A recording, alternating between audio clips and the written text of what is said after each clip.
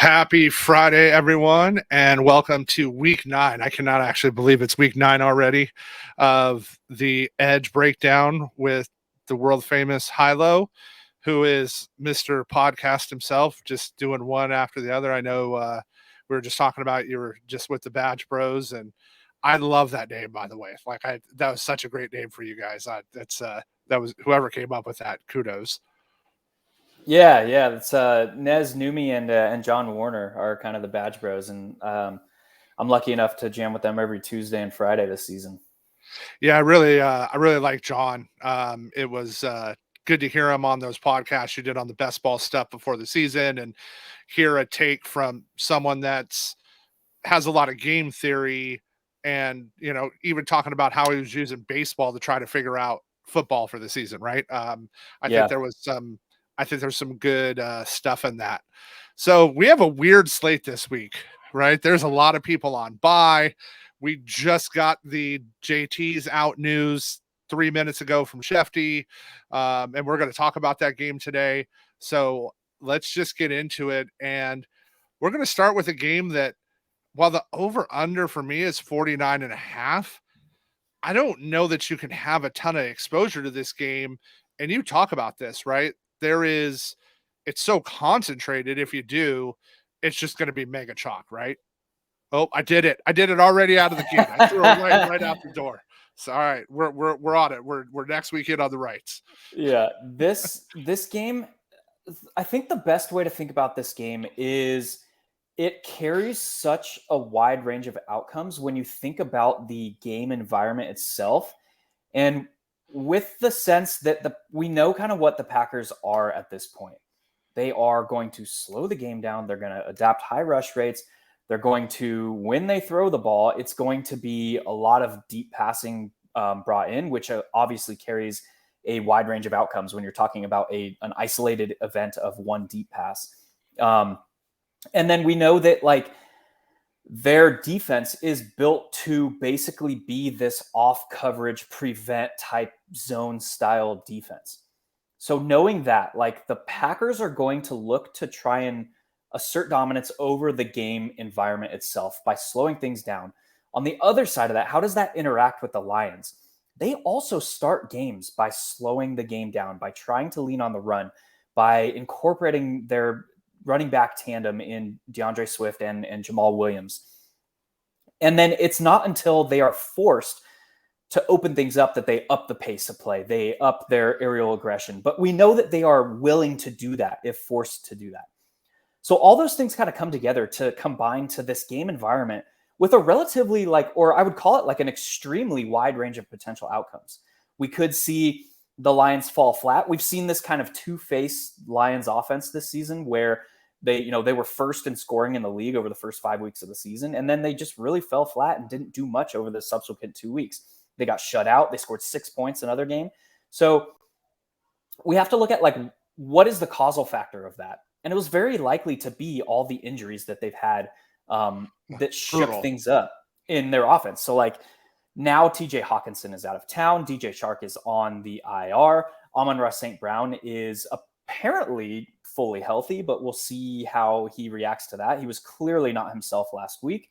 And we also had Josh Reynolds, who was down a midweek downgrade on Thursday's practice. So he went from limited with his ankle injury to a DNP on Thursday.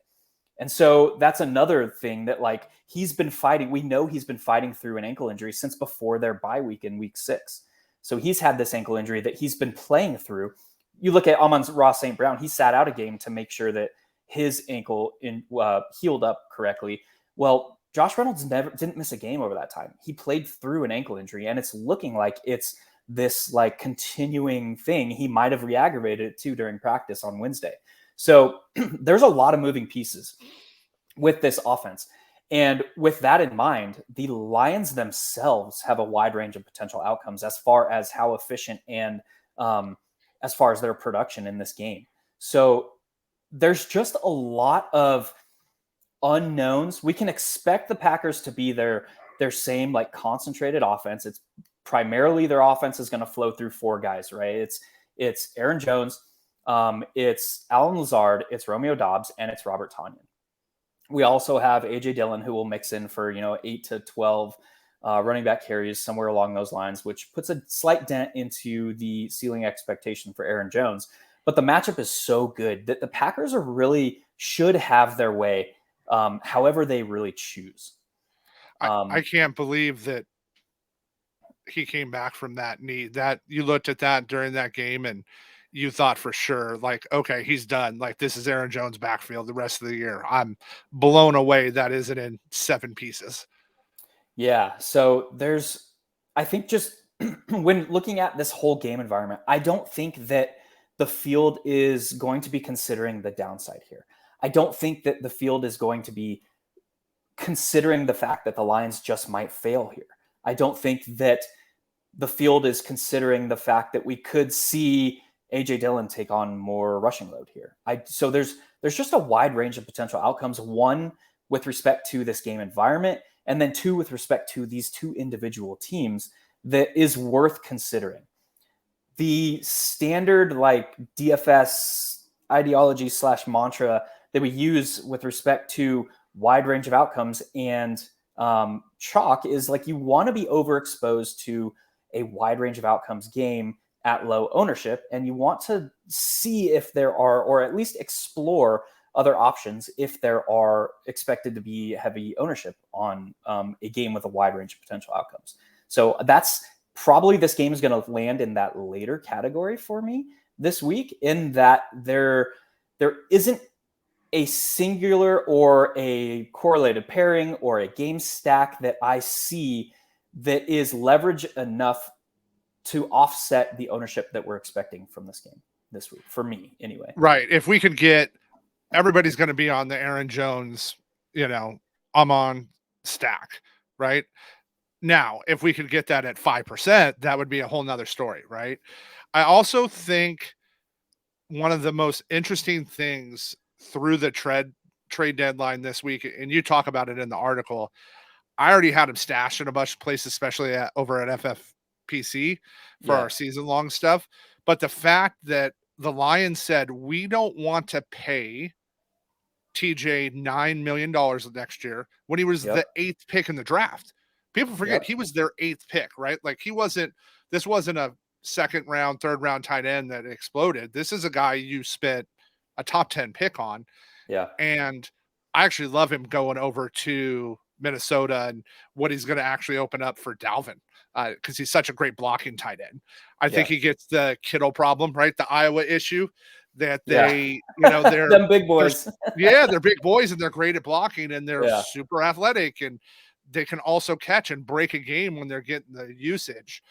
But I think that says a lot about Mitchell, and I think your quote says it best this week, right? If you don't know the name, you soon will, because to be willing to walk away from that said how much faith they really have in him. So I'm interested to see if he gets any steam this week. And if he doesn't, I'm going to pay up a tight end guy.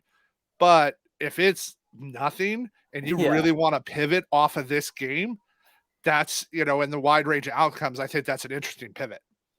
Yeah, the state of the tight end position this week, we'll just anchor on that real quick. The highest priced tight end this week is Zach Ertz in Arizona against the Seahawks. Lunacy. That tells you exactly what the state of this slate is for tight ends. So if that's the case, we don't even have like Kittle to fall back on. We know that we don't have Travis Kelce. We know that we don't have Mark Andrews on the slate. Now we don't even have George Kittle. They're on bye week 9. So those are the 3 guys that can put a slate out of reach, right? And that's it. So if none of those guys are on this slate, now we are fully in the realm of, we are just hunting for variance.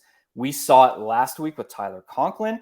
I'm pissed at myself that I didn't see that, because it was basically Tyler Conklin, Denzel Mims, and Garrett Wilson were the only pass catchers in New York to play 75% or more of the offensive snaps that game.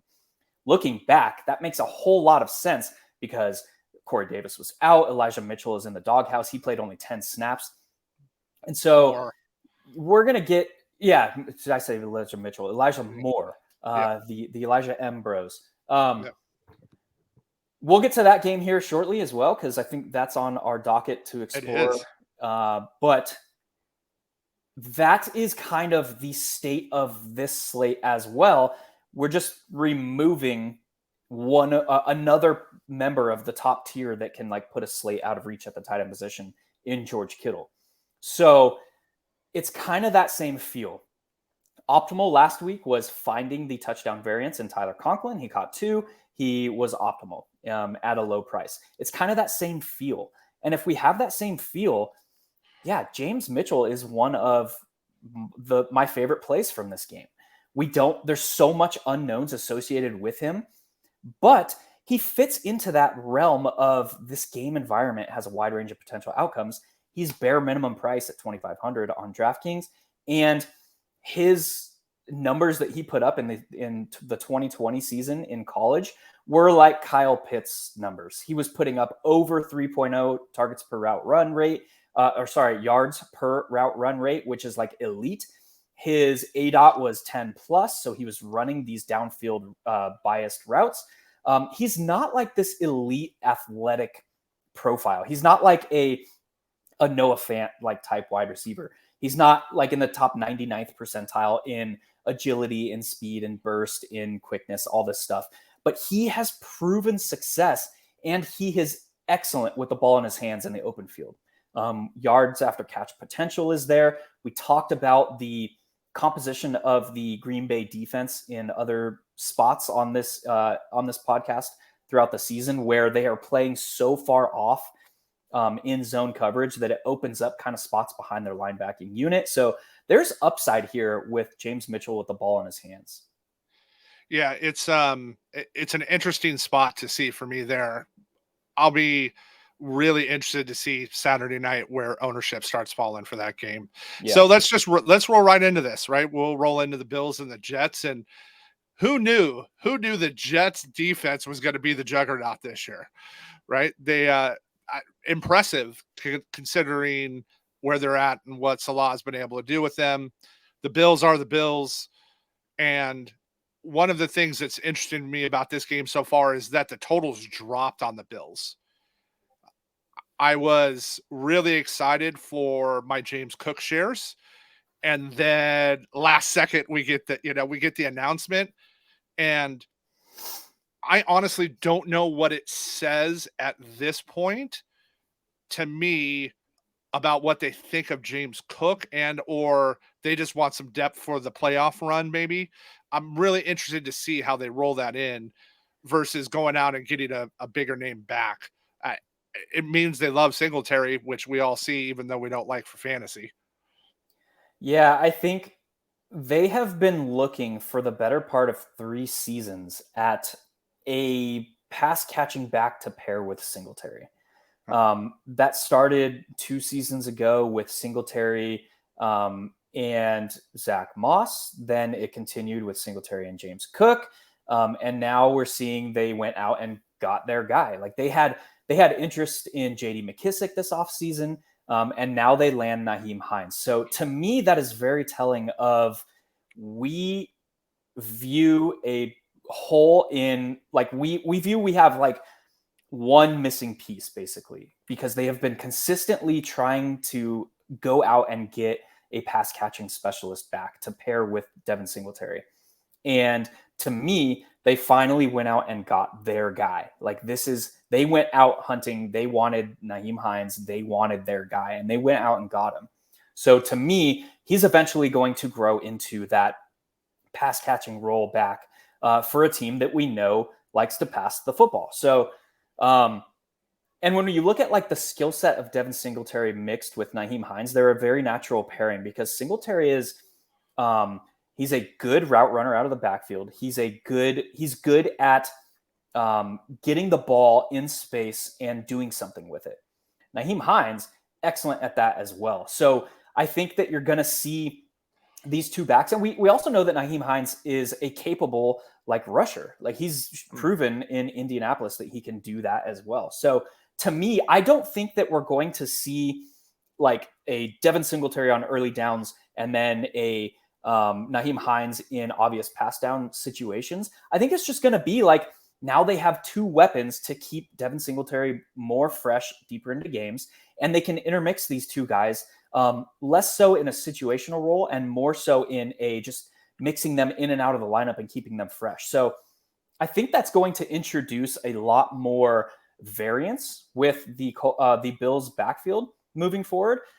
That said, for this week, it's probably likely that we see Nyheim Hines on some sort of snap count. He's probably going to be mixing in with James Cook sparingly behind Devin Singletary. So, but that's kind of the outlook for me with this backfield moving forward. Well, it's one of the things that's interesting, and I brought it up at the beginning, is the Bills totals come down because Josh Allen is just so much fun to watch, right? I tweeted out last week, right? He reminded me of Kittle when Kittle was making pancake box and he got up and smiled. And Allen last week was running over people, getting up and smiling at them when he was done, right? Taking licks and getting up and just laughing at them. Like he's just right. Meanwhile, he's turning around and he's flicking the ball and he's throwing it 70 yards. That being said, what is Allen's one weakness been so far is pressure, right? When he is pressured, that's where he's still learning, right? He hasn't been in the league 10 years yet. He's developed into this monster, but that's the one thing that the Jets have is pressure. And the Bills total is dropped, I think, because of that. I think some sharp money's probably moved in on that. And where the thing for me that stood out with the Hines is he is a much better pass blocker than James Cook is, right? I think they're going to use him a lot too to, hey, give us a chip, hold this guy off, and then you can come out of the backfield, where James Cook just doesn't have that ability yet for me. Yeah, 100%. And circling back to the Jets, what kind of makes a defense elite in today's NFL game? It's pressure up front and it's secondary. We saw the Bears kind of, I guess, under the radar highlight that fact, this week with moving on from Roquan Smith and Ryan Poles is, not to jump down too big of a rabbit hole, but Ryan Poles is probably one of the better GMs in the NFL. And he is performing like it this season with what he has done, with what he took over in Chicago. The dumpster fire. He was a dumpster fire. He was just full of fuel, flames everywhere. That it was ugly. To see that he got rid of an interior defensive lineman and a weak side linebacker kind of highlights what is important to an NFL defense in today's game. It's like the edge and it's the secondary. Just because we want, I guess, to counterbalance the increase in pass rates that we've seen over the last 5 years in the NFL. Teams are noticing that, hey, we need to generate pressure in the backfield and we need to have a top coverage secondary. Well, carry those thoughts forward to the Jets. They have, at bare minimum, a top 3 secondary on paper. Very clearly could be in the conversation for the top overall secondary. They completely overhauled that secondary over the last 2 years. Also now, they are able to generate organic pressure up front along that defensive line with a pressure rate that is almost 75% more than their blitz rate. So we talk about crazy how much it is. Yeah. So we talk about what goes into making a defense in today's game elite. This is basically based off of the San Francisco 49ers and the Buffalo Bills, what they are doing on defense. They have lockdown secondaries and they have a defensive line and edges that are able to generate organic pressure up front without having to expose different areas of their defense through these crazy blitz packages. The other kind of blueprint that we've seen be effective is this Wink Martindale blueprint where we're going to blitz at a heavy rate, but you don't know where it's going to come from. We're going to bring strong side safety. We're going to bring weak side linebacker. We're going to bring these different looks to where it's hard for the quarterback to, diagnose it, and then find where the holes behind that are going to be. So those are kind of the two paths, I'll say, to a defense being elite in today's game. And the Jets are very, very firmly in the former of that discussion. They're able to generate pressure organically up front, and they have a lockdown secondary. So they're able to settle into these cover 2, these cover 6, these nickel packages, these dime packages, and they're able to keep the play in front of them. They're able to, I guess the best way to like relate this to the masses is like, think of Al Michaels on a broadcast and like, he's like, oh, that was a coverage sack. Like that's what the Jets are doing. And Josh Allen has basically grown over the last 3 years, and now he is PFF's highest graded passer against pressure this season. But those pressures have primarily come through blitzes against Josh Allen and the Bills this season. That said, that speaks to his processing and his reading ability of a defense to where he has grown in those areas to where he can find the soft spots left behind when a team is blitzing him. Totally different story for the Jets. So that introduces a bit of unknowns and it extends the range of outcomes for this game enough to where I think sharp bettors are noticing that, and the Bills total has come down a bit. That said, on the other side of that coin is like the state of the slate on this weekend's main slate is Josh Allen and everybody else at quarterback. So that's a primary decision point for us, is like Josh Allen is the only guy on this slate that can put the slate out of reach type thing. So that is going to be one of the primary decision points. And there's a lot to work through, just based on the last 5 minutes of our discussion here. There's a lot going on with this matchup that I don't think the field is fully grasping. Right. Like, are they really going to look how to pivot correctly? For me, I think they're going to, as I watch more, they're going to put Sauce on Diggs, which I'm super excited about. Right. Yeah. I want Sauce versus Diggs the whole game. That's a marquee matchup. Yeah. Right. Let's put him on him. And I think they showed us last week how much Diggs, right? Everybody saw him chirping coming out and, hey, you got to run your mouth at me. Let's go. I like the competitive side in guys. And Sauce has shown he wants to be Revis Island, right? He wants to be known as a guy that I'm going to lock you down and you are not thrown against me. So let's say he does, right? He locks up Diggs. Okay. Does that open up who with them? I actually think the field is going to pivot to Mr. Gabe, but I think it opens up the field for Knox, right? That he's going to be able to hit those teams down the middle. That's an interesting spot for me this week. It's Isaiah McKenzie and it's Dawson Knox for sure. Right. Those are the two most interesting pieces from the Bills for me. I think they can be played with Josh Allen. I think they can be played naked. I think they can be played without a correlated bringback. But on the other side of this game, it's like we talked about earlier, the Jets are kind of in an offensive funky disarray gray area where they're working through a lot of stuff on the field. They're working through a lot of stuff off the field. Elijah Moore, Corey Davis is going to be out.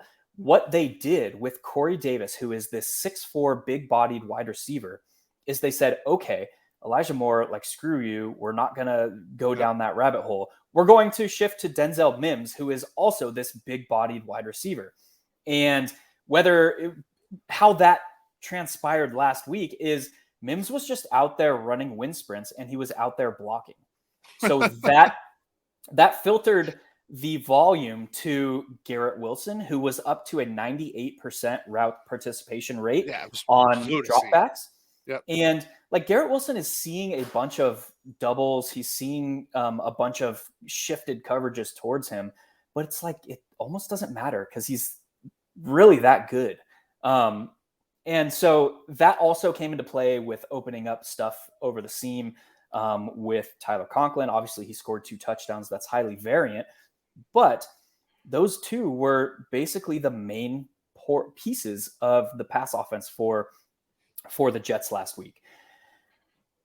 If you marry those ideas with the likeliest game environment here, it's highly likely that the Bills are going to be controlling the game environment with their defense.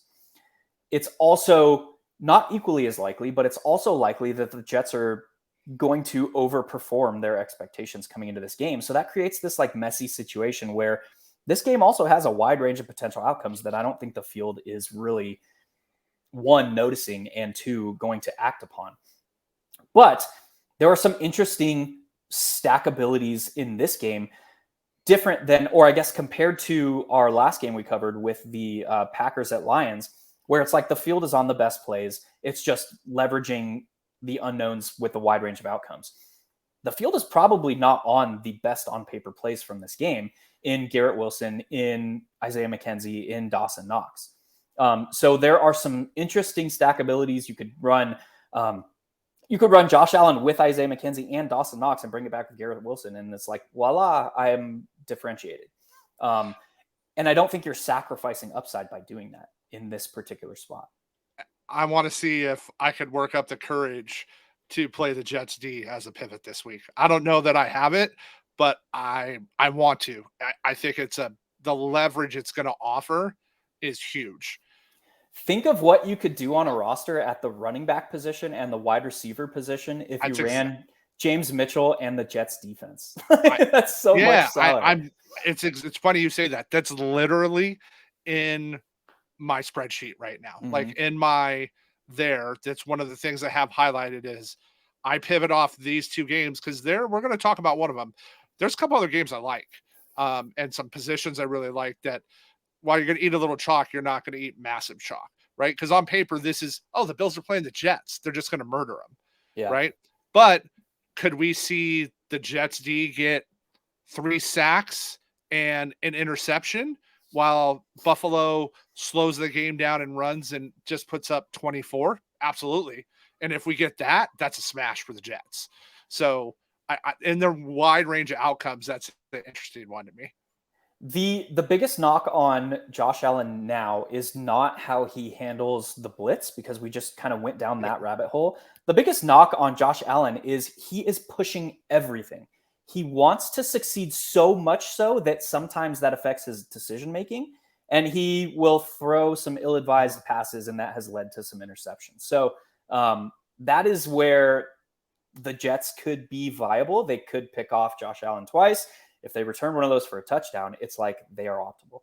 So, right. And on the other side, right, if the Bills go score 35 on them or drop 38 on them, no one else is going to be shocked. As good as the Jets have been, right? The Bills have just been them and everybody else this year. Yep. And it'll be interesting to see. Moving on to an interesting game here that it's a weird spot in terms of what they've done, where they're going. Who knew it was PJ Walker who was going to unlock DJ Moore? I did. You like how I teed that up for you there? Right. Every time I read that they were gone and Matt Rule isn't there anymore, I can only imagine how it makes me think of you and how excited you probably are that they're gone. Yes. I'll tell you the thing that showed really well this week. Obviously, he was one of the must-have plays was Foreman. He was projected at 16 carries. He got 26. Yeah. Right. And Chuba looked good while he was there. So everyone expects him to go back to that, running back by committee. On the opposite side, never did I think in week 9 I would be talking about the Panthers and Bengals and think I'd actually rather take the Panthers running back than doesn't produce any fantasy points, Joe Mixon. Yeah, so there's a lot of layers. The first thing that we need to bring up is 2 hours ago, Chuba Hubbard was ruled out. So Donta Foreman is going to be the guy again. That's why I brought that up. The second layer to that is Joe Mixon has performed at a 25% less than his expectation rate. So his fantasy points per game expectation is almost 21 points. He's averaging about 15.6 fantasy points per game. So that is massive. The third thing is the absence of Jamar Chase and what that does for the Bengals. Last week, it didn't do much. They were still running a high rate of 11 personnel. And by high rate, I mean like almost 100%. And that is basically Hayden Hurst, that is Joe Mixon, and that is T. Higgins and Tyler Boyd, and then something filling in behind them. That something last week was like a combination of Mike Thomas, that was a combination, I guess, of Mike Thomas, Trent Taylor, and Trenton Irwin, who saw his first offensive snaps of the season. So they clearly don't want Mike Thomas being the guy without Jamar Chase. That is different than in seasons past. So even different than earlier this season when T. Higgins was forced out of week 1, when T. Higgins was forced out of week 5, Mike Thomas was kind of the guy. But the difference for this with Jamar Chase is they've had time knowing he's going to be out. The 2 earlier times this year where T. Higgins, he was forced out of the game mid-game. So Mike Thomas was kind of like the natural, he's familiar with the offense. Let's roll with him. He only played 45% of the offensive snaps last week. And he mixed with the aforementioned Trent Irwin and Trent Taylor. But you look at like the combined snap rate of those 3 guys, it was public math. It was 89, or it was 101% of the offensive snaps. So those 3 guys combined to be the wide receiver 3 for the Bengals. What that did is, we know that the Bengals struggled immensely against the pass rush of the Denver Broncos. Look at like the Panthers defense. They are built very similarly to what the Broncos utilized effectively against this team last weekend. They utilize a base 4-3 cover 2 defense. They mix in a lot of dime usage. They mix in a lot of nickel usage, and they are actually able to generate pressure up front as well through that. So we look at the Panthers pressure rate. They generate pressure at a 20.5% clip. The main difference here is they have to blitz 30% of the time to generate that pressure. So that is something that is different from the Denver Broncos in the sense that that is going to open up those coverage lapses behind wherever that blitz is coming from. And obviously, there's so many layers to that, how a defensive run is run. We have weak side linebackers that typically drop back into coverage on the offside. There's all kinds of stuff that goes on how a defense is run. But that plays well into Joe Burrow's upside in this spot, I think. That plays well into, we know that the Bengals are leaning forward in their pass rate over expectation. They have the highest pass rate over expectation in the league over the last 4 weeks.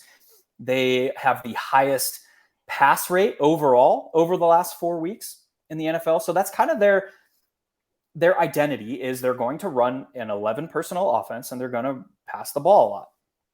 We now have Joe Mixon, who is running routes at an elite rate. That said, I just covered this on the Badge Bros podcast, but the routes that he's asking to run are very akin to like what Derrick Henry does.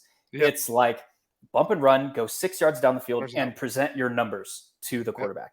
Yep. That is not upside generating. You saw it last week against the Broncos. It was like he was forced to try and make a move with his back turned to the defender. And he was just like, this is the NFL, bro. Linebackers are going to make that tackle. So like until he is utilized. We're not in the MAC. This wasn't a MAC conference game. Yeah. He's not going to be able to go, ooh, and then escape a tackle with his back turned to a defender. No, this is the NFL, dude. They're going to tackle you. Linebackers. Unless you're CMC. Good. Yeah. And he's not. So he has cinder blocks on his feet compared to CMC, who is this agile ninja. So the way that he's being utilized is not upside generating. Will that matter? I don't know, because he's seeing elite volume. He's seeing elite route participation. Could that change? Could they utilize him on crossing routes? Could they utilize him on anything but like hooks? Sure. Based on what we've seen so far to this point, those are low upside generating volume routes. That said, it's like kind of this, like, who do they have that this offense is going to funnel through? It's like they have T. Higgins, they have Tyler Boyd, and they have Joe Mixon. They have Hayden Hurst, who is an above average all around tight end, not the best, like, in space guy. So volume could flow to him. But if I were looking at this matchup on paper, based on the personnel that they have. We saw T. Higgins struggle in a tough secondary matchup last week against the Broncos. We saw he is not this like elite alpha wide receiver that the field seems to think he is. He is a very, very, very capable wide receiver too, when primary defensive attention is not on him. Correct. Look at like his splits with and without Jamar Chase over the last 2 seasons. He is down to like, I think it's like 11.5 or 11.4, something like that, fantasy points per game in games that Jamar Chase has not played in. And that is like middle wide receiver 3 territory. So like he is not performing at an elite level without Jamar Chase in the lineup. So if we kind of eliminate that avenue for success for the Bengals, it's really like Joe Mixon and Tyler Boyd over the middle that could see a spike in volume this week. So I'm actually kind of interested in Joe Burrow, Joe Mixon, and Tyler Boyd's stacks. And I think that there are some viable bringbacks on the other side, primarily with DJ Moore and Terrace Marshall. Yep. Terrace Marshall saw 9 targets last week. He upped his snap rate into, I think it was 93% off the top of my head. Yeah, it was over 90% for sure. Yeah, so he played 86% of the snaps in week 7. He played 93%, I think, in week 8. So he is like, we can say with a high degree of confidence that he is the wide receiver 2 on this offense. He saw 9 targets last week. So if you're playing to this game environment, I think it's very interesting to consider Joe Burrow, Joe Mixon, Tyler Boyd, and one of DJ Moore or Terrace Marshall as a bringback to play to this game environment. We kind of saw last week that the Panthers are capable of opening things up now. Thank God Matt Rule is gone. Whoa. Thank God Baker Mayfield is no longer the starting quarterback. PJ Walker is this like the field knows that he was the MVP in the XFL. Like the field knows this, but I don't think they fully grasp like how capable he is in the NFL. I targeted him heavily last season when he emerged in the middle of the season as the starting quarterback. He's capable of reading a defense. He's capable of making downfield throws. And that opens up a lot for this Panthers offense that they didn't have with Matt Rule and Dusty Baker, we'll call him. It's interesting that on the same team you have You have Darnold and Baker, right? Two of the top draft picks. One of the things is I watch for when guys are coming out, you have the world beaters, right? Chase, guys like that we know are just, they're going to hit, right? We have the Andrew Lucks, the Peyton Mannings. Those are an exception to the rule. The guys I'm looking for are guys like PJ Walker that I think have the ability to mature more. Look at Josh Allen, right? Yeah. Look at Tom Brady. Look at the guys that can mature and are still growing versus they're peaking in college. And what do we tend to see? We tend to see the guys that are peaking in college get drafted high and then fail. Josh Rosen. Yeah, Rosen. Well, after the hot tub pick, that told me everything I needed to see about Rosen. So, and growing up in Los Angeles, I'm a UCLA guy over USC guy because you got to pick sides there. Just like being in Phoenix, you're either a Sun Devil or a Wildcat. So I grew up right next to UCLA, like not right next to it, but I was in Culver City. So I'm a UCLA fan. So as soon as I saw that, we're there. So I think we're going to get this game at really low ownership and definitely have some ceiling there. This game, while it's at 42.5, if this turned around and was 38, 31, 34, would anybody be shocked? Not really. That option and the range of outcomes is almost there. Yeah, because the Bengals are just that team that can do that because of how they have evolved over as the season's progressed. So speaking of interesting, weird, low total games, we're going to move over to the Colts and Patriots. We just got the news that Jonathan Taylor is out right before we started this podcast. If you don't have Jackson in season log, I hope you did.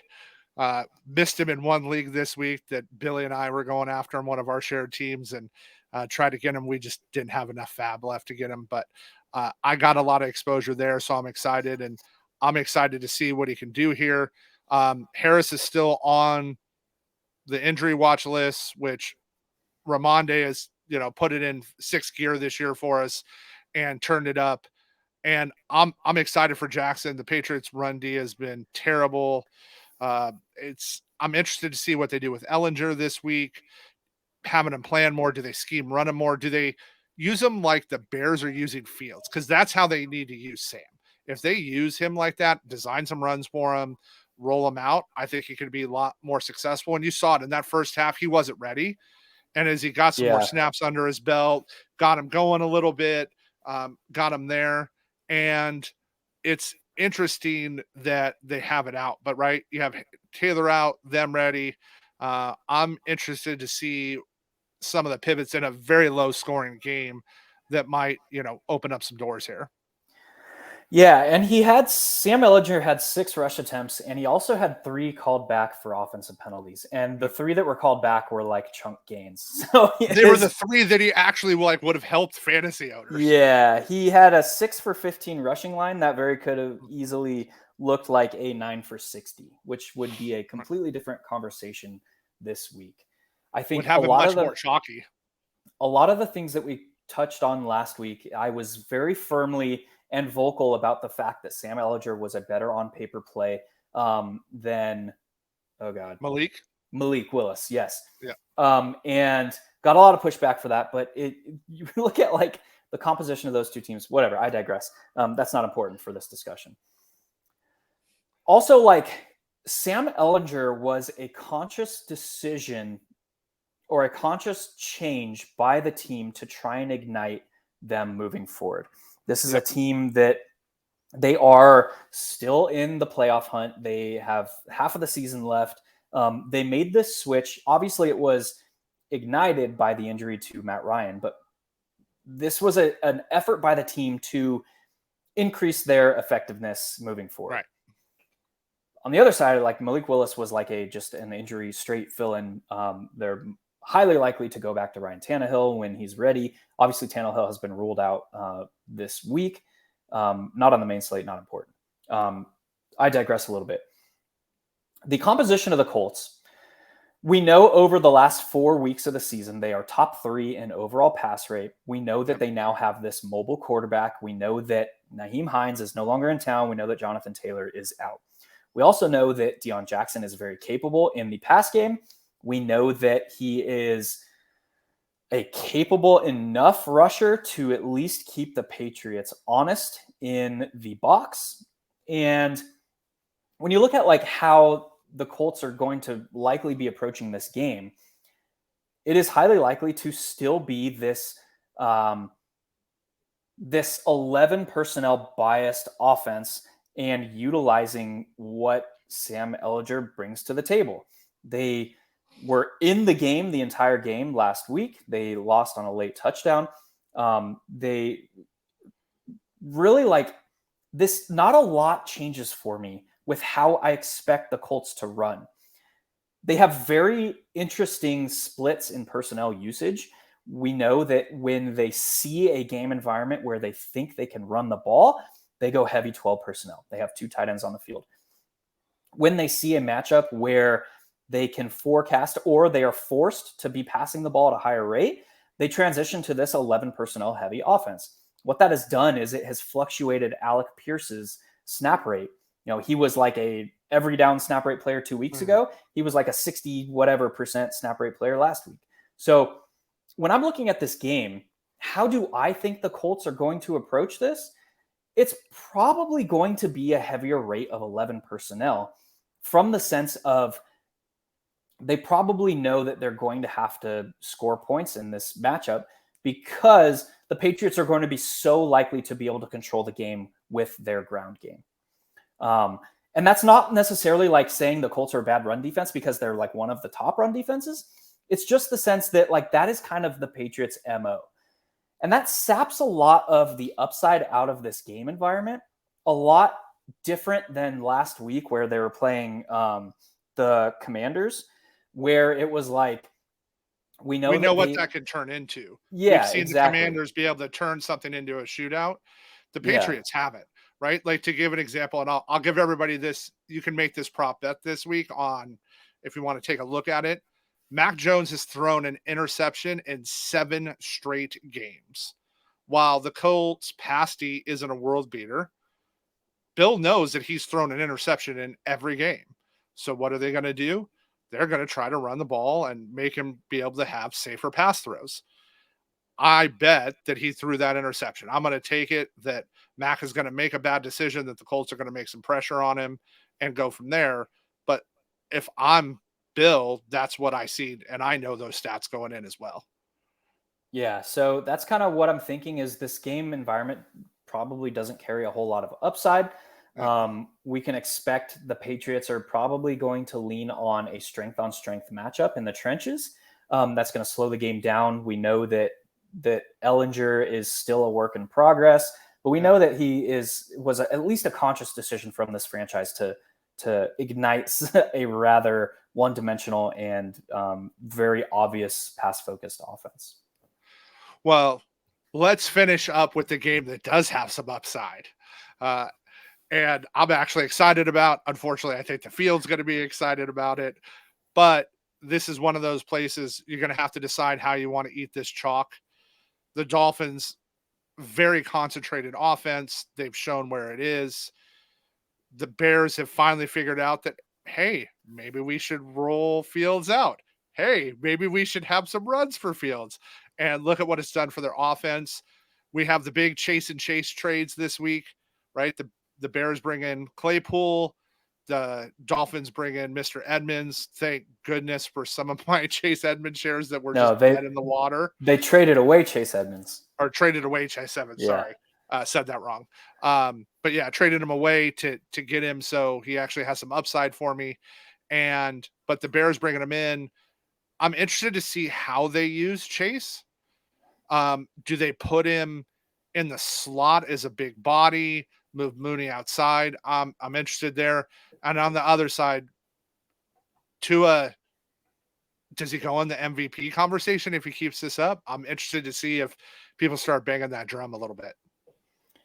So, yeah, there's a lot of moving pieces with this game. Yeah. To answer the first question with Chase Claypool, I think this was a move focused on next season. I think they went out and got they have their wide receiver pairing moving forward now. They can re-sign Chase Claypool. They can negotiate there. But Chase Claypool and Darnell Mooney are a very natural pairing that they can move around. They can play each of them on the perimeter. They can motion them into the slot. They can do a lot of things with that pairing, particularly with the athleticism that they have in that pairing. Now you think about like Cole Kmet, they have an athletic and pass-catching tight end that they can move around. And this team is starting to look like they kind of know what they're doing, right? I alluded to Ryan Poles earlier in this podcast. He is performing as like one of the top GMs in the league. And everything that they're doing is setting this team up for the best thing that they can do to provide Justin Fields a path to success next season. That said, we talked about in this space before how many moving pieces this team had this offseason. They changed everything from the GM down the roster of the coaching roster. They added a analytics department. They are doing things to set this team up for success in the future. Now what we've seen this season, which is most pertinent to us now, is they're starting to toy with how we can be most successful with Justin Fields at quarterback. Over the last 2 games, they've had 18 first down either passing plays or Justin Field designed run plays.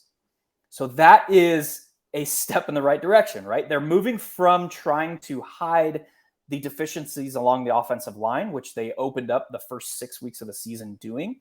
Now they are figuring out, how do we overcome those deficiencies? How do we stay ahead of the chains? Why would we want to put ourselves in 2nd and 8 or 9 by running David Montgomery into a brick wall and then having a situation where the defense knows that we have to have Josh Fields dropping back? We know that like his pocket presence, his decision-making is not the best. He needs to grow in those areas. But what we're seeing now from the Bears is they're not calling a game plan that puts them in those situations. They're being active on first down. They're not just running Khalil Herbert and David Montgomery up the gut on first down because that's where the Bears and we have to do that. Like, no, they're leaning forward now. They're trying to stay ahead of the sticks. They're calling design runs on first down. They're calling pass plays on first down. And that is putting themselves, like, obviously it's still Justin Fields. He's going to make mistakes. He's going to take sacks because his pocket presence is not where it needs to be as far as knowing when I can escape. He's basically like Kyler Murray when he came into the league as far as his pocket presence. He's like, I can escape anything. So he's holding onto the ball, and then he's getting swarmed by 4 defenders, and he's taking sacks. Oh my gosh. The 300-pound guy runs a 4.740. Yeah. Oh, shoot. This is the NFL, not college. So, yeah, that's kind of where I relate where Justin Fields is at, is like Kyler Murray coming into the league.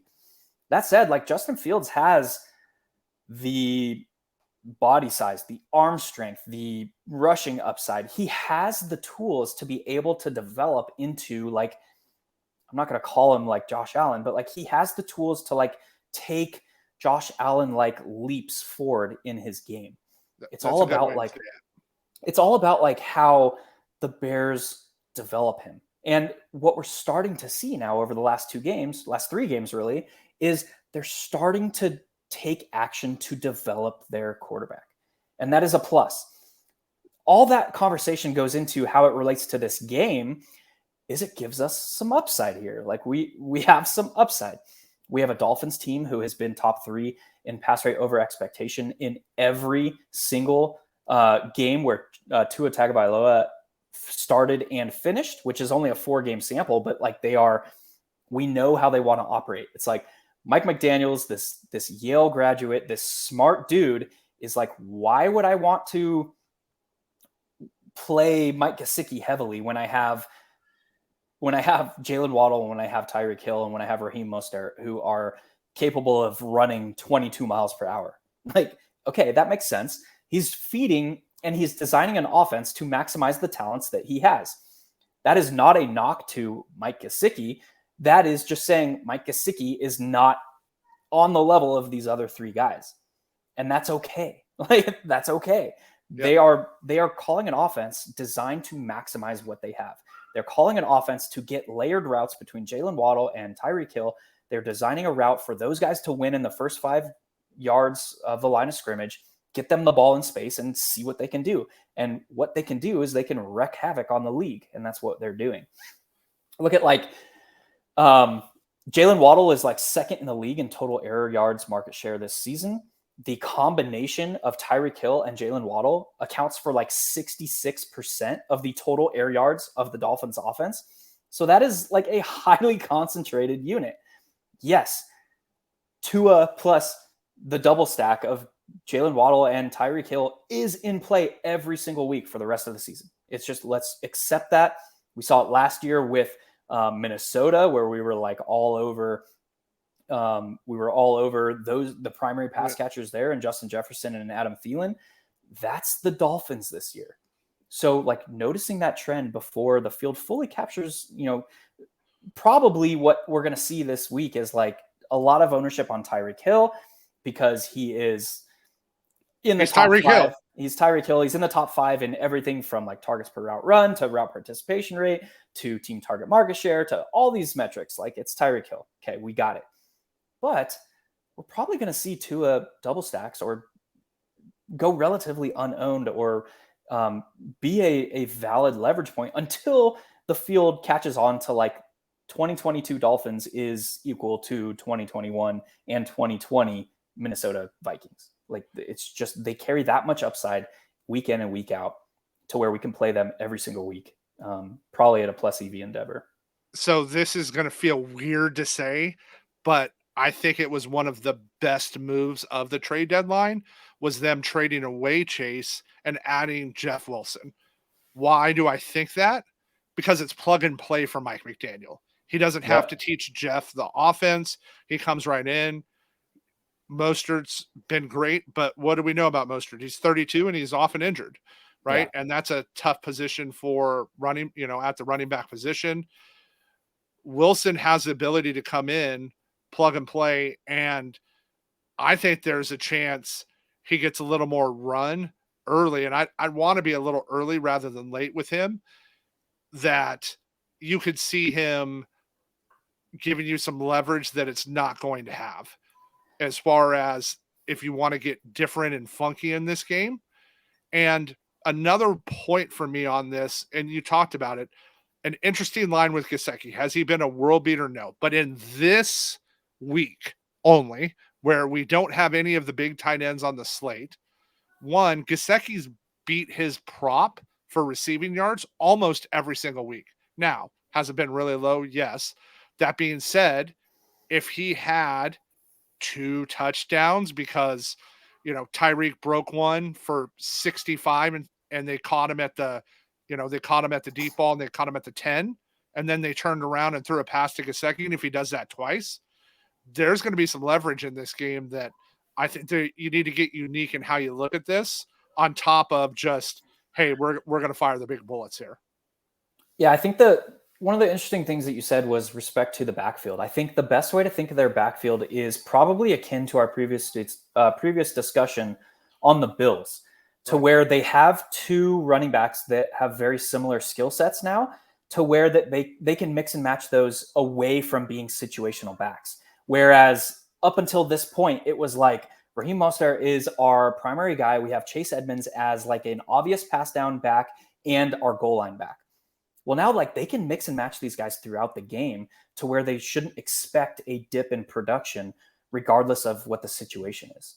So I think we're likely to see Jeff Wilson and Raheem Mostert mixing in throughout the game, staying fresh for deeper into the game. We know that Mostert is 32 years old. We know that he's advanced, we'll say, for running back age. And that is probably an attempt to keep both him healthy for longer into the season and make it so they can play another running back without seeing a production dip, which is what I think they went out and got with Jeff Wilson. So I think it's a little bit more than simply like, oh, Jeff Wilson is familiar with Mike McDaniel. He knows he's his guy, whatever. I think he's just a very, very natural fit for this offense. Totally agree.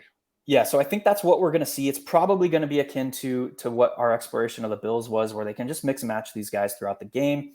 They both have similar skill sets. They both can catch passes. I know that like the Dolphins don't target the running back position heavily because it's just this Mike McDaniel is part of the Shanahan tree, and that's just kind of what their offense does. But the upside that each of those guys bring to the table on a per touch basis is intriguing in this outside zone run scheme. So as we finish up here, there's some really cool DFS interpretation you're going to get from 1 week season. You're going to get to talk about it with us in our Discord.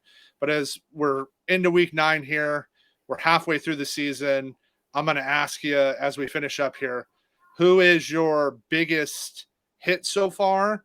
And who did you whiff on the biggest that you can't believe you whiffed on, or thought, wow, there was way more opportunity and I missed? The biggest whiff is probably Adam Thielen. And I don't know if that's still too early to say. But like the usage is still there, but the production has not been. So we'll just put it like that. I don't know if that's variance. Yep. I don't know if that's a changing role. I don't know if he's over the hill, but he's utilized like he is not over the hill. So I was heavy on Adam Thielen in like the 7th, 8th round in best ball. He was going too low for me there. I thought he would return 3rd round, 4th round value. So that's probably my biggest miss to this point. Biggest hit. Ooh.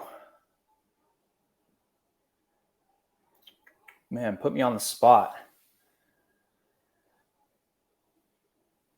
I'll let you think about it. I'll share mine. Yeah. So, because I know who mine are. So my biggest miss, and just like yours, I'm not dead because thankfully he got traded, but mine is Tony. Mm-hmm. I have a tractor trailer load rolling down the highway of Tony, whether it's in season long or best ball. I liked Dabble. Obviously, there's targets available with the Giants. It sounds like from what we're reading now that he's probably been healthy for a little longer than the Giants let on. and that they were just trying to trade him. Yeah. So I'm hoping this turns around because it would be huge for me. I also want to be early on him in DFS. I almost hope he comes out and just has an okay game, because then we're going to get low ownership the following week and be able to smash. At the same time, if he comes out and break the slate, no one will be like super surprised about that because of his skill set. But he has shown us doesn't have the ability to stay healthy. And my hit has been the person we're talking about right now is Tyreek. We were getting him as late as the 3rd round because everybody was worried about him going to Miami and what his role was going to be. And even at the end, I was still getting him in the 2nd round all day. And it's Tyreek, and I just bet on his talent and that McDaniels would figure out a way to use him. And that has felt like a steal moving through the season so far. Yeah, okay. I like that call. My biggest hit over the first 6 weeks of the season was probably Breece Hall. I had 20% of Breece. But yeah, obviously that's off the table now. So I guess I'll say Devin Duvernay. He was kind of like my go-to last round guy in best ball. I'm looking up the ownership, 37% of Devin Duvernay, because I was just smashing him in the last round of drafts. Yeah. So I didn't chase him when he started moving up into the 16th round. All of my exposure to him was in the last round. So I probably was up to about 50% of him at one point during the draft season before I stopped taking him.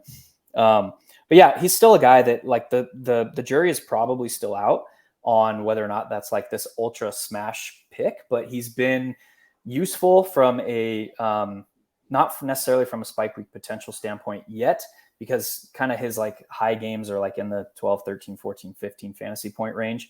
Outside of his first game, I think he scored 2 touchdowns. But yeah, from like a moving forward, like still untapped potential standpoint, probably Devin Duvernay.